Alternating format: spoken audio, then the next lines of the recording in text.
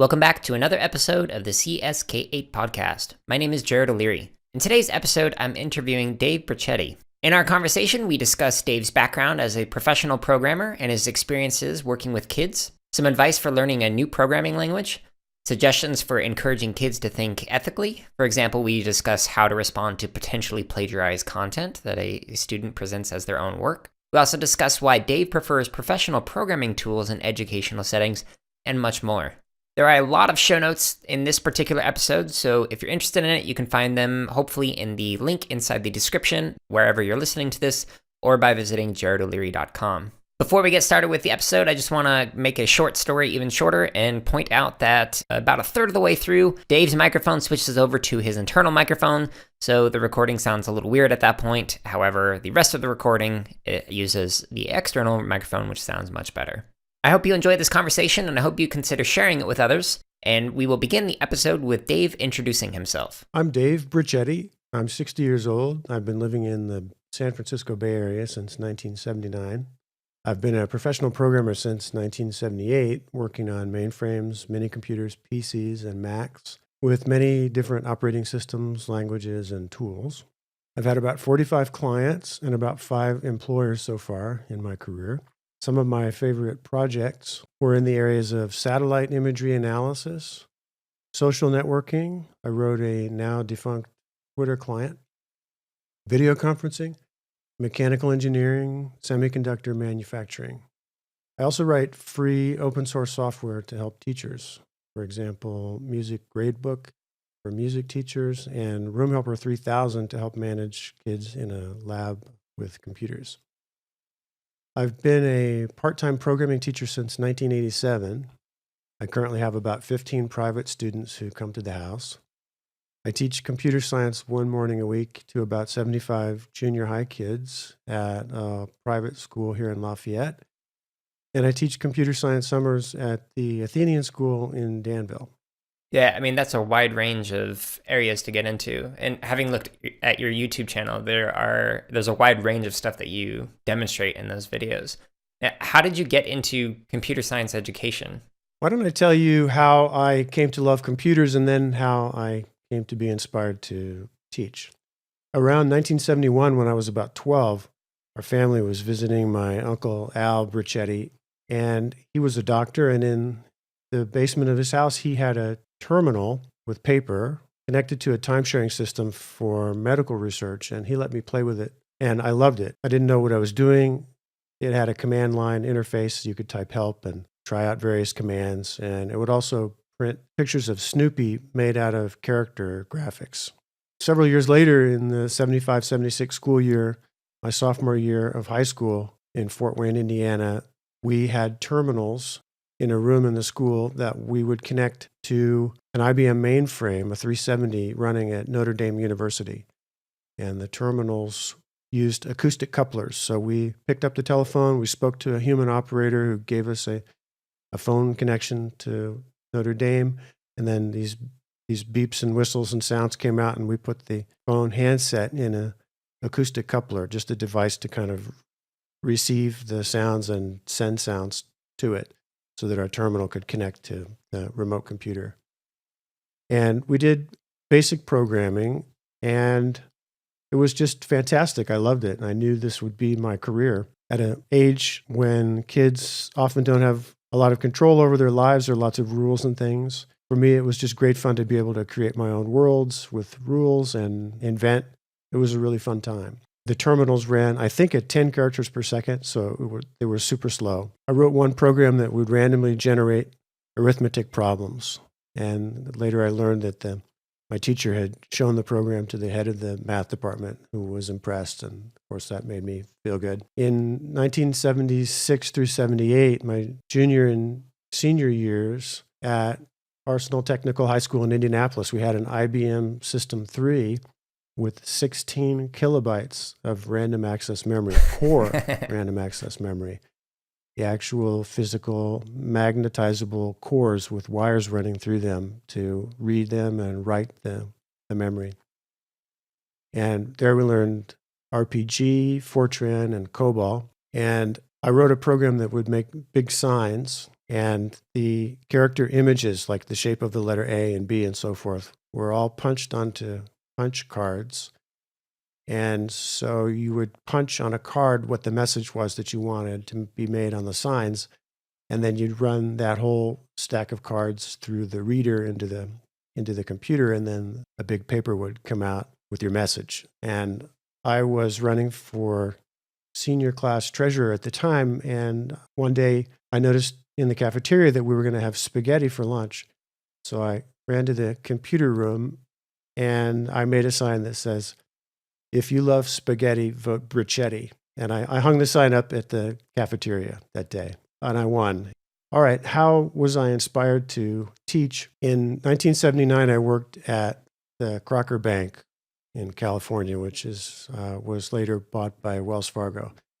And I was an application programmer on the checking account system, and then later kind of a lightweight systems programmer, not maintaining the operating system, but supporting the 400 applications programmers and developing tools and running a help desk. And one day, one of my colleagues brought his child and the child's schoolmates on a field trip into our data center where the big mainframe computers were, and they went to see the big computers behind the glass walls with magnetic tape drives and disk drives and printers and operators and terminals. And I was one of the few people to have an IBM Color 3279 graphics terminal. My colleague brought the kids by and asked me to show them some graphics. And I showed them some color bar graphs and pie charts, things that today would not be terribly impressive, but it was fun at the time and the kids loved it. And I think that event helped spark my interest in teaching. And later, around 1983, I was friends with a nice family in Petaluma, California, and one of their sons was in, I think, elementary or middle school at the time, and I visited the classroom where they had an early 8-bit computer, I think maybe a TRS-80, and I helped them with that. This was at the time when magazines would publish these long basic language programs that we would all type in order to play a game. And if you were lucky, you would get it right or right enough that the game would play. And finally, in 87, I started teaching at the Feather River Computer Camp outside of Quincy, California, in the beautiful Plumas National Forest. And this camp was run by the Oakland Department of Parks and Recreation. And we would do regular camp things for much of the time. And then in the afternoons, we'd jump on the bus and for the short ride into town. And at a college there, we had computers and we did some programming. And I did that for several summers, as I recall. And then in 1992, I started teaching at Diablo Valley College in Pleasant Hill in a summer program for kids in grades 4 through 10. I did that until 2014, and we learned several languages. One, I started with BASIC, I think 3 different kinds of it, and then C++ and JavaScript and Java and Python. And then I learned about Squeak eToys from Alan Kay, one of the creators of Smalltalk. And we used that for a while. And then Scratch was built on top of Squeak. And I switched to Scratch primarily because the interface of it was more familiar to kids who are used to Macs and Windows machines.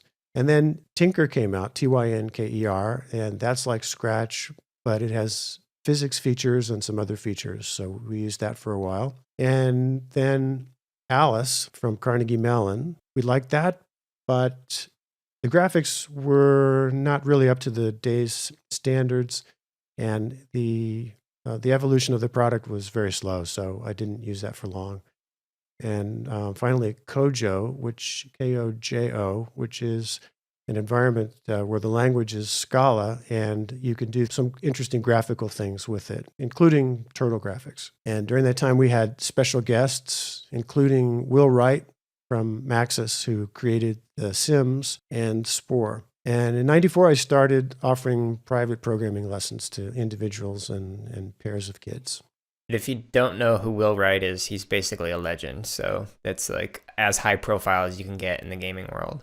So what's something that you believed when you first began working with kids, but you no longer believe? This is an interesting question. A belief that I've held that I think I'm losing, and I want to hear your opinion. Hmm. I used to think that certain kids have an aptitude for programming and others don't. And that some kids maybe just should do other things and maybe shouldn't do programming because they don't have the sort of a natural ability. Unlike yourself, I am not really well aware of the research and the literature and the standards and things like that, as I've mentioned to you. But I did read some of Joe Bowler's book. I forget the name of the one, but the idea is that everyone can be like a learner. So you don't say, I'm bad in math. You say, I'm a math learner. Hmm. I'm curious what you think. Are there people who just shouldn't try to program, or should we try to teach everyone? I mean, from an interest standpoint, I think there are some people who just aren't going to be interested in learning how to program. And I don't know if they should necessarily be forced if they don't want to learn something. However, from a whether or not somebody can or cannot learn something, unless there's some kind of a neurological difference that's like preventing somebody from learning the sequencing involved with figuring out how to program, I think pretty much anyone can learn how to do it. Mm-hmm. So as an example, when I first started music, I started in 8th grade, and usually you start in that district in like 4th or 5th grade. So I started really late. And when I started, I was horrible, like couldn't keep like just a solid tempo going, like that kind of bad. But then when I got into college, I got a full ride. So within a 5-year span, I went from as bad as you can be starting to getting a full ride in percussion performance. So it's just a matter of whether or not you are willing to and able to devote the amount of time necessary to become an expert in something. Mm-hmm. And every domain is different. But having worked with kids who were really bad at programming to start with and then eventually became really good at it, I haven't seen examples yet where I'm like, yeah, you're just not cut out for this. Mm-hmm. But I have seen examples of, yeah, you're just not really interested in this, so you're not putting in the effort to learn it. Uh-huh. I've had some students recently who had the interest, but were moving kind of slowly. And that's been good for me because I think that makes me a better teacher. Mm-hmm. I've been lucky that most of my students have been pretty quick and highly motivated and have been able to learn really well. And that might mask deficiencies that I have as a teacher, and especially not as a formally trained teacher. I have certainly had a lot of instances where kids might be moving at a different pace than others. And if they're moving slowly, sometimes it's just a matter of like reframing and looking at something from different perspectives. So let's say they don't understand conditionals. Having them try and incorporate if-else statements or case statements or whatever in different kinds of programs for different purposes might eventually help them understand it. But if they just keep trying to apply it in one way that's not working for them, then it might be, I don't know, heading down a path that's not going to be fruitful. Mm-hmm. I don't know if that makes sense. It does. So how did you learn how to teach, and how do you continue to refine your abilities as an educator? I'm different from most computer science teachers in that I don't have formal training. In fact, I was a miserable high school student and barely graduated. I was not motivated. I think a traditional learning environment wasn't right for me. I only cared about computers and music, French horn and piano. But since graduating high school, I've taken a few college courses, but mostly in psychology, C language, compiler design, but nothing on teaching. I've read some books. I have a mentor, Bob Athade, who is a local professional musician and educator. Over the last 20 years, I've spent a lot of time in his band room at Stanley Middle School here in Lafayette, helping him with technology and music things, and sometimes sitting in with the bands. I like to joke that my French horn playing is at the middle school level, which these days it is. It used to be maybe at the college level. But from Bob Athade, I've learned a lot about inspiring and motivating students.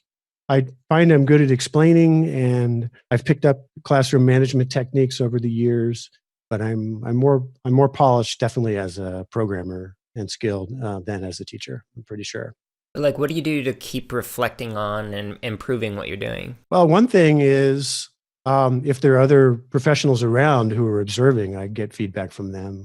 And then observing what other teachers do, like for instance, Bob Athade, if he sees a student losing interest as he's explaining something, he'll say in a positive tone, Billy, stay with me. And then, Billy hears his name and perks up, and we're back on track. Yeah, I think that practice of observing other people and having people observe you to get feedback is invaluable. It's one of the things that we recommend doing in the professional development that we do at Boot Up is we often record teachers across the district and kind of share recordings with people so that way they can see what others are doing in similar classes. That's great. Do you want to talk about how you went from initially being afraid of middle schoolers to where you are now? Sure. I think when I started volunteering at Stanley with Bob Athade, I was a little intimidated by the rooms full of these middle school kids, just remembering my own middle school years, I suppose, partly through watching Bob and how natural and how comfortable he is, despite their awkwardness and nervousness. And just seeing him act silly and sing and just be unconcerned about how they might think of him and what he's doing. And just, for my own case, I just own that I might appear goofy to them or whatever. And, just the other day in class, we were doing music with Sonic Pi, and I was singing along with it, and the kids were singing. And so I've gotten over that. So my first full-time gig was teaching K through 6. And then at night I taught 9 through 12 drumline. And so I missed out on the middle school kids, but I felt like I had this balance of like, you could get deep with the high school kids, and then with the elementary kids, you could just explore a lot of really fun things. And the middle school kids, I initially was just like, well, they're really hormonal and can be moody, and I don't know if I want to deal with that. But then when I worked at a K-8 school, they ended up being some of my favorite groups of kids to work with. It's weird how perceptions can change. Yeah. So on your YouTube channel, you have a ton of examples that cut across different disciplinary areas. So like you give examples in arts and in math, computer science, etc. I'm wondering, how do you help kids develop an interest in these creative intersections? A lot of this comes from, thinking of my private students, a lot of what we do together is driven by my own interests in the things that I'm currently learning about and exploring. Most recently, just the past couple of weeks, it's been Sonic Pi. So we're doing Ruby programming to make sound. Before that, it was computer vision and drawing little paintings in 3-space with colored papers taped to our fingertips against a camera. With a group of kids doing that at the same time. Since I don't have to follow any prescribed curriculum or standards with my basically enrichment and private classes, we just follow our interests. And that's great because it overlaps with so many things. The computer vision, motors, for a while, we were doing speech synthesis and speech recognition and using the oscillators that modern web browsers can use. If you look over my YouTube channel over the years, you're kind of seeing a reflection of my interests over time. Yeah, and not just your interests, you also mentioned our interests. So I love that in an email you had mentioned that you let the kids' interests kind of guide the direction that you go into. It's one of the nice things about not having to adhere to standards. Yes, I am grateful for that we can just follow our interests. And in most of the classes I've taught, I have developed my own curriculum essentially in real time or, one day at a time so that we can base it on the abilities of the kids and the interests of the kids. And what do you hope that people, whether it's the kids engaging in that curriculum or even adults who watch your YouTube videos, what do you hope that they do with the concepts that you're exploring? There are a lot of channels that methodically teach subjects. So here's a Python class. We're starting with print, and here's if, and here's a loop, and so forth. And you would watch all those in sequence to learn something. Mine is more to share fun things that I'm doing. And so I just hope to inspire and give examples. And when I recently reached 1,000 subscribers, my students got very excited and said, "Oh, you should turn on ads and you could monetize this." And I said, no, that's not at all why I'm doing it. In a way, this is my gift. I benefit from a lot of other people and things that they've made. I build on others' work. This is my gift. And then one thing that I do hope to increase the benefit from is attracting some more talented private students. Who might see the videos and live in the area and then come and study with me. Now, you've mentioned in the summer school classes you have taught a lot of languages with the kids, and in your own professional programming, I know you've used a lot of languages. One of the things that I've really liked when I was in the classroom is because I knew several languages, I could help facilitate different platforms or IDEs to kind of help guide kids towards different languages that might be more conducive to certain things. Like you mentioned Ruby with Sonic Pi. It's great for making music, but it's not great for making a video game. You can't do that. But Swift is great for if you want to make an app, and then like the Scratch is great for if you want to make a game, etc., etc. So I'm wondering, because you know so many languages and most teachers don't, if you were to kind of like all of a sudden lose your memory, what would you do, or where would you start to regain the mastery of quickly learning a programming language? I think Python would be a good start if I were to have lost all my knowledge of my languages. It's because it's a good general purpose language. JavaScript is widely used in browsers, although many people are transpiling to it. So you write the code in another language and then it gets changed into JavaScript. So you think of the JavaScript more as a machine code than a language that a human would read. And then I think we're going to have Java around for quite some time, but possibly one of its, I don't want to necessarily say the word replacements, but something that many people would use instead, like Kotlin or Scala. Learning multiple languages helps develop the ability to learn languages, which is good because languages change. Yeah. 5 years ago, I don't think we had Kotlin. 15 years ago, we didn't have Scala. Learning how to learn. By the way, there's a Coursera course called Learning How to Learn. And for a while, it was the biggest, most popular, massively online course, MOOC, whatever they call that thing. A lot of research from brain researchers in there. I recommend Learning How to Learn. And in that vein, learning how to learn programming languages, I think it's a good thing to do. I'll put that a link to that in the show notes. One of my favorite things to do when I was learning a new language is think through how I would do something in that language. So if I was playing a video game, I would try and imagine, okay, what might the code be for this particular thing that I'm engaging with, or this particular function? Or even if it's just like a program that I was using, and I'd think through it like, okay, what would it be in Scratch? What would it be in Ruby? What would it be in Swift, etc. So that's something that I might recommend. So what do you think is important for kids to know about programming and why? Well, assuming they're motivated to do it because they want to write a game or something, they'll need to know enough about a particular language or tool to accomplish what they want. If they're wanting to be a programmer, professional programmer, they need to know the elements common to languages, variables and types and iterative constructs and conditions and things like that, maybe functional stuff. If you're taking an AP computer science course, I guess you need to know Java and the subset of Java that they teach. How do you simultaneously take into consideration what you think is important for kids to know with what they're interested in or excited about? Well, I guess that comes from the goals. It's interesting. I was just watching a video this morning from Mitch Resnick, who I'm sure you know of. You maybe even met him with your work with Scratch. And he said that he had the pleasure of teaching a child about how to use variables because the kid had a game where, maybe you've even seen the same video, where a shark eats a fish and he wanted to have a scoreboard. So each time the shark eats the fish, the point goes up. The kid learned about variables because he was motivated to do so. And Mitch talked about how that was a great way to go, as opposed to someone sitting in a lecture hearing a lot of words about variables.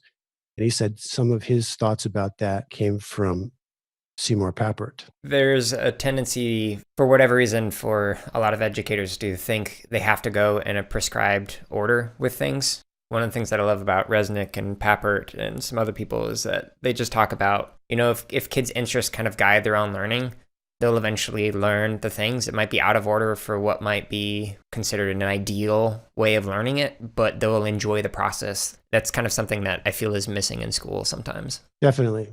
The other idea that I learned recently from some of those folks, and it could come from, I think Mitch Resnick maybe mentioned Montessori and the idea of not separating learning into these silos, like here's your English, here's your music, here's your math.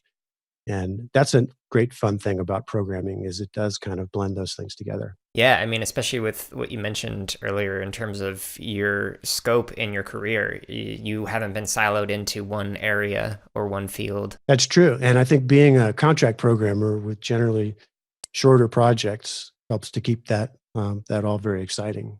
So we had talked before this about how you think it's important to be very specific with the symbols that are used when programming.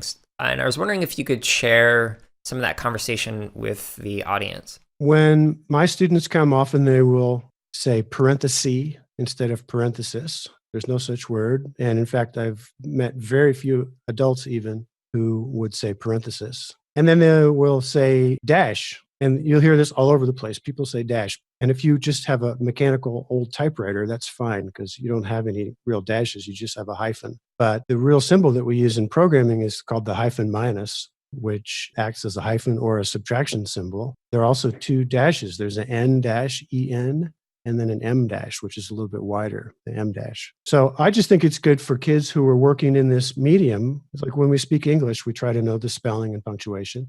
If you're doing programming and you're using symbols, we should know the names of the symbols. I've heard other computer science teachers doing C programming have asked kids to type in hashtag include, which just is not a thing because the symbol in that language for the preprocessor is the hash, also known as the pound sign, also known as the octothorpe, which I teach my students just kind of as a fun thing. And I argue that to be a hashtag, you have to have a hash and a tag. And the symbol by itself is just, it's definitely not a hashtag, it's a hash. So I'm a little nutty about that. And I think my students kind of think that's fun. Well, I mean, when you've got a language that if it's checking maybe a user input or something, you need to know if I should include a lot of or statements that take into account that somebody might use something different, a different type of dash or hyphen or whatever. That's true. So I definitely think it's important. And even just for communicating with people, because if someone takes you literally, someone who writes English and uses N dashes and M dashes and hyphens, for you to say dash when you mean a hyphen just seems unnecessarily confusing. But I realize that I'm almost alone in that thinking. I realize the rest of the world is perfectly happy to have you say dash when you mean hyphen. I accept that. But they could also mean different things in different contexts. As an example that we kind of talked about off air was that music teachers can sometimes get frustrated if a kid calls a sharp symbol in Western staff notation as a hashtag or as a pound sign. But they're two different symbols in two different contexts that mean two different things. That would drive me nuts. You had also mentioned to me off air that you think it's very important for kids to think as ethical computer scientists. So I'm wondering, how do you help kids think ethically? One way is when I get kids together in a group and we're all on the same local area network, sometimes it's fun to write programs like client server programs. So you have, today we would have somebody write a web server with maybe Python and Django, for instance, and then write a client in some language that connects to that web server and just does, I'm sorry if too technical for people who don't do HTTP, but doing an HTTP GET request to get a page from this student's web server.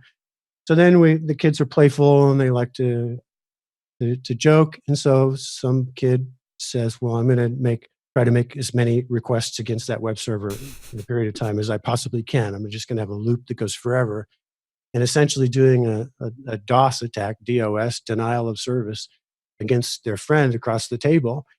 And I think that's great, as long as they're doing it with the permission of the kid, and they would never try to do that in the real world because that's, it's morally wrong and it can get you in a whole lot of trouble. Once I proposed having a class at a school, like a club, called the, what did I call it? But it definitely had the word hacking in the name. And it was about kind of white hat hacking or computer security or understanding how computer networks work so that you can prevent attacks. And parents who don't understand the subtleties of the issues and the terms were freaked out. No, we were not going to have that at our school. So right. Other things like obeying copyright and being sensitive to that. Many of us think of ourselves as artists or musicians or creators. We're creating something. We should feel free to specify how it's to be used. If I make a piece of art, I should be able to say how it can be used. If I want to make it public domain where it has no restrictions, I can do that. And I do that with a lot of my stuff. There are other ways to license, like the Creative Commons licensing. So when my students want to make a game, often they'll just go and search for some images on the web, and I stop them and say, no, it's so convenient to do that, but you can't do that. You've got to think about what that image is and who made it, and did they decide that they want you to use it for that purpose. So I send them to this may be the wrong link, but search.creativecommons.org, I think, is one way where you can search for sound files and graphics that you can have in your game. Like, try to get them to think about, what if you were the artist, you were making it? Don't you think you should be able to say how it's used? And then giving credit for others' work that you build on. I'm a leader in a group called Hack the Future. And here's this term hack again with the 8 different senses or whatever, if you go look it up. In this sense, it's this create, explore, ethical, good, programming, robotics, soldering, entrepreneurialism group. And it's free, and the kids meet for a day at some place like the Computer History Museum in Mountain View, California, or the Tech Museum of Innovation in San Jose, or Microsoft headquarters. And we have mentors, and we usually get about 50 or 70 kids, and they're around tables, they're doing these various things. At the end, we have a demo. Kids show the programs they wrote and the things that they made, their little robots or their Raspberry Pi stuff. And one kid got up and he showed a program with little kangaroos jumping around or something. And I recognized that program as being one of Al Swigardt's programs. And he's a Python educator, and he's written some books. So apparently the kid had modified Al's program. And without having any ill intent, he gave the impression that it was his own original work.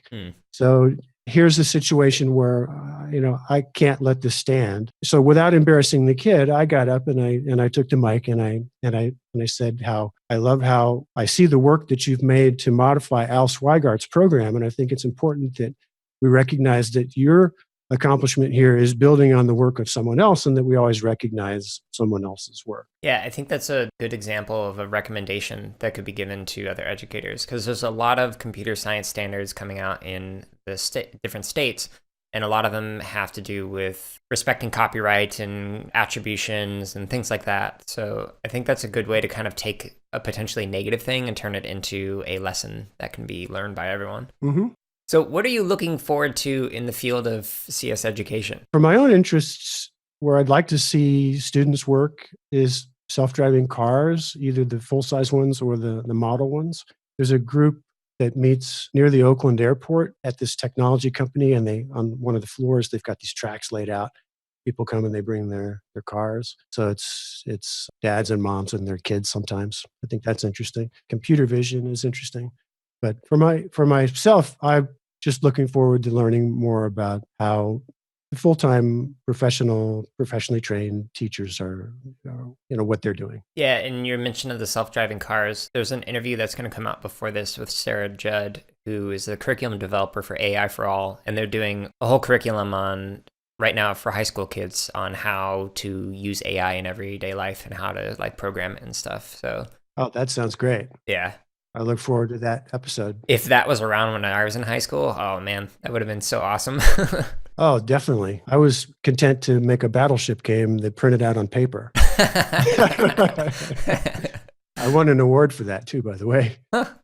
That's neat. They made me prove that I didn't plagiarize it, which was kind of interesting. There's a little bit of back and forth. I mean, I did not. It was my own original work. But I guess they just hadn't seen anything like that before, and so they wanted me to prove it. How did you prove original code? I could understand it would be harder to copy somebody else's code back then, but nowadays with Stack Overflow and everybody just sharing stuff on GitHub. But what did you have to do to prove? I can't remember it. Maybe I walked them through the code and just showed that I understood it all. Okay. And as you say, the opportunities for just, today, I'm sure it's pretty easy to find some basic language code that would make a battleship game. But back then, people have to remember, when we wanted information, we would go to the library or look at a magazine or send a letter to a company and say, please send me a brochure. Yeah, whenever a kid would show up with a program that looked a bit more advanced than they had been demonstrating it in class, I would always just ask, oh, so what does this function do? Or how does this work? And yes. Usually the kids who came in with that were like, oh, well, it does blah, blah, blah. And they were able to describe it. But every now and then they'd be like, I don't know. Be like, so it's not your code. Yes. And then hopefully they're honest about it. And this gets into ethics again, and they'll admit it. Sometimes they don't. Yeah, I'm thinking of one middle schooler in particular that was like, so I know what your code does just by looking at it, but do you? And if you don't, then you can sit out the rest of class. But if you do, then cool, you can keep working on it. And so he had to sit out. Oh, too bad. It happens. Do you have any concerns about any of the current trends in CS education? Before Java was the AP course language, it was C or C++, wasn't it? C++, yeah. C++. So I remember being glad that Java replaced C++ Yeah. as the language for AP. And then I saw this talk by Alan Kay again at Stanford. I think I watched it online, but it was one of those publicly available talks. He was dismayed that so many people were basically that Java had become popular instead of Smalltalk. And I remember being confused about that at the time because I thought Java was great. So this must have been like somewhere in between 95 and 2000. Today, I realize that there are better languages, and so I kind of wonder whether Java is the best language for AP. Are there any questions that I have not asked that you want to discuss? We could talk a little bit about tools. For example, some people do Python, and Python comes with a kind of minimal editor called idle, and many people are content with that. But I encourage my students to use professional level tools. Many of them are free for students. So as a professional, I pay for a license for IntelliJ IDEA. I'll say I'm not affiliated with them in any way. They have great products. They really do. And for students and also teachers, you can get a free license, but I don't take advantage of the free license because I also use it to earn money as a professional programmer. And it works with JavaScript, Java, even non-programming languages like HTML and CSS. It works with Scala and Kotlin and all sorts of stuff. So you can do your project with it. Also, a lot of people are using Microsoft VS Code or Visual Studio Code. Mm-hmm. And I've been hearing really good things about that. So I encourage my students to use really good tools. And for instance, we were doing something in Ruby the other day. I think it was sort of in conjunction with Sonic Pi, but I don't use the built-in Sonic Pi editor. I usually use IntelliJ IDEA to write the Ruby code, and then I copy and paste it over into Sonic Pi. IDEA has all these little elements that kind of notice what you've coded, and they say, hey, I can offer you a better way to do that. You can shrink these 8 lines down to 2. And I say, yes, please. And then it changes the code. And now you've learned something amazing. Yeah. And in the 10 years or so when I was really dedicated to Scala, the Scala plugin for IDEA taught me all sorts of things, ways to improve the code. So tools, really, really important and can really help. Another is students contributing to open source projects and learning to use version control like Git and GitHub.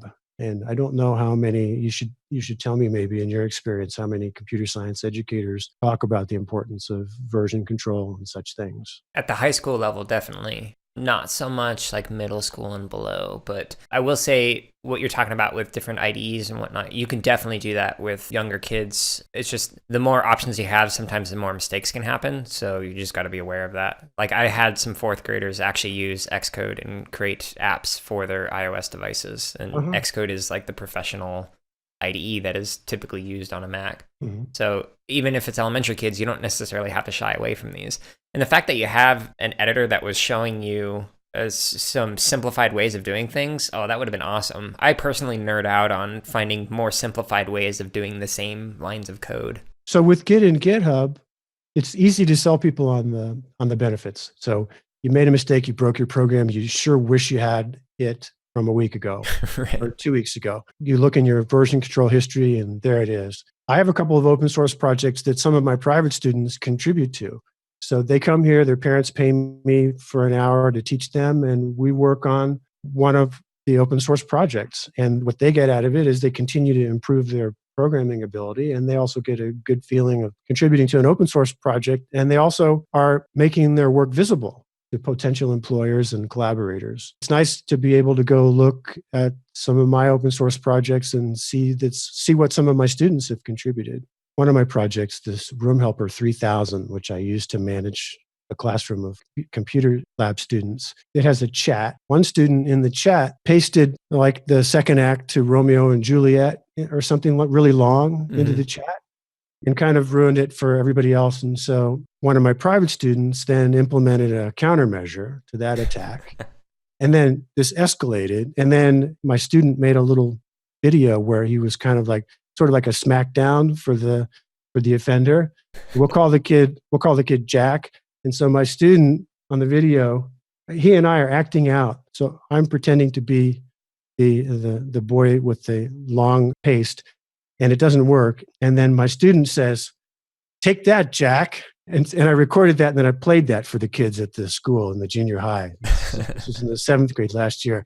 So they saw that, and oh man, they loved that. Everybody was laughing, and the perpetrator loved to have all the attention and everything. And so then, later at school, in the halls, I heard, just completely unrelated to this, kids saying, "Take that, Jack."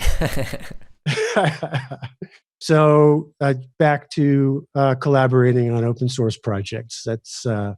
That can be kind of a fun thing to do. Do you have any questions for myself or for the field? Yeah, I do, actually. I know you and I are both interested in music. Mm-hmm. I'm kind of wondering and you have an exhaustive outline of your resources, your website. It's great. You have tons of stuff. Thanks. I haven't looked at all of it, so forgive me if this is something that you've explained a million times, but I'm curious how you blend music with CS education, if you do. Yeah, I certainly do. My goal in the class was to kind of allow kids to explore their own interests and do that through CS. And in particular, those classes were coding classes. So every platform that we went through and worked on were kind of guided by what kids were interested in. And a lot of kids were interested in making music, but they felt like platforms like Scratch just didn't have enough substance to them and to really dive deep in them. So Sonic Pi was one of those platforms where you can do a lot of cool things. And so I learned Ruby and learned that platform so that way I could help kids with it. And they really enjoyed that one. The way they actually got back into programming was through a language called Max or Max MSP. I don't know if you've heard or seen this one. I've heard of that. I know that's a high-end kind of like a pipeline for music parts to go together or something? It's a graphical language, and it allows you to kind of construct your own oscillators or your own loop pedals or basically any kind of music-related software. But the MSP side of things, it allows you to do live processing of visuals. So you can make it so that you perform a piece of music, and when you play a certain phrase, that will trigger a certain kind of visual to appear on a screen or things like that, or to turn on a light in a room that you're performing in. And does it know to do that based on a real-time analysis of the sound or some other? Wow. Huh. Yeah, it's pretty robust for a graphical language. There's a lot of really cool art installation kind of things that you can do with it. Like one of the projects that I kind of just made for fun was a quantized 4-track loop pedal. So I can make it so that I could set a metronome and say, I want to record 4 bars and loop every 4 bars and have 4 different tracks that I could all trigger and start and stop and whatnot. And that was all just using this interface. And for me, what was interesting about it was trying to figure out when is this music, when is this coding, and when are the two inseparable? Trying to explore that in the classroom, it was interesting with kids. Some of the kids would come to me and be like, we make more music in your class than we do in our music classroom. And just like, well, I take that as a compliment because like I want you to create things that you're interested in, but it's kind of sad that you feel that way, that you just kind of like sit there and passively engage in music in a class that's supposed to be about that subject area. Yeah. My last question for you, since you asked, would be, so you know a little bit about me now, and what advice do you have for me to become a better computer science teacher? I mean, you kind of already mentioned it in terms of just keep learning. It's just the advice that I give to anyone. There's always more that can be learned by not only exploring within the field, but outside of it. So one of the interviews that's going to release before this is we were talking about how in computer science education, the research is often like siloed into its own thing, and it doesn't necessarily look at other research in education in other subject areas, or doesn't look necessarily beyond that. And I think for me, one of the biggest things that I've learned from is by actually going out and reading scholarship in other domains and going, oh, well, what are they doing in the health sciences, or what are they doing in therapies, or what are they doing in whatever, and trying to find ways of incorporating that. Like, it doesn't always work well, but I've learned so much just from constantly asking questions and trying to figure out what are other people doing and how might I be able to incorporate that into the research I'm doing or the classes I'm facilitating. Interesting. Yeah, I never thought of looking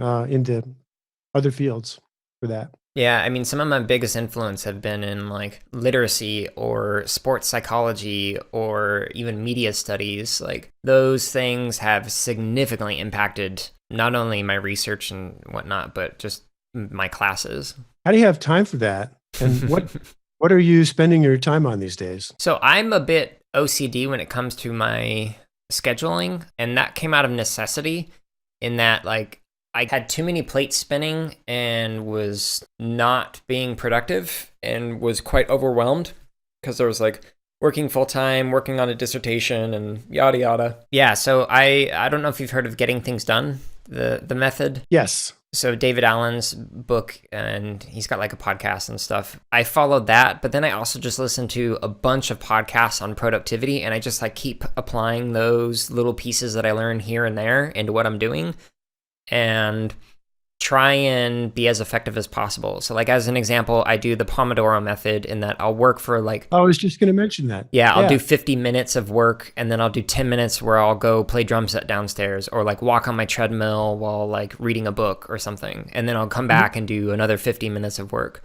And then I meditate in the morning, meditate midway through the afternoon, and then I work out in the evening. And then I've been trying really hard to make sure that my evening and weekend times are my evening and weekend times. And that's coming from somebody who used to work 7 days a week, like 10 plus hours a day. Wow. I've realized that I need those breaks. Yeah. Well, good for you. It sounds like Thanks. that's working for you. And I love how all of your online materials are so well organized. Thanks. I imagine in the world of people who are making podcasts, yours is one of the most organized. Well, I'm just trying. Where might people go to connect with you and the organizations that you work with? I'm on Twitter, DCBRICCETTI. And my website is davebsoft.com. And YouTube is also the DC Briccetti. And the Hack the Future group that I mentioned, the story about the work built on Al Swigart, that's hackthefuture.org. And with that, that concludes this week's episode of the CSK8 podcast. I hope you enjoyed this episode. In the show notes, you're going to find a ton of links to resources, as well as an embedded playlist of one of Dave's YouTube playlists. And in that playlist, at the time of this recording, there's over 150 videos that Dave has made that have some really excellent examples of using coding that combines math and art and music together. So I highly recommend checking that out. In addition, I provide several books and podcasts as suggestions if you want to become more intentional with your time or be more productive throughout your day. I hope you enjoyed this episode. Next week is going to be another Unpacking Scholarship episode, and then in 2 weeks from now, we'll have yet another interview.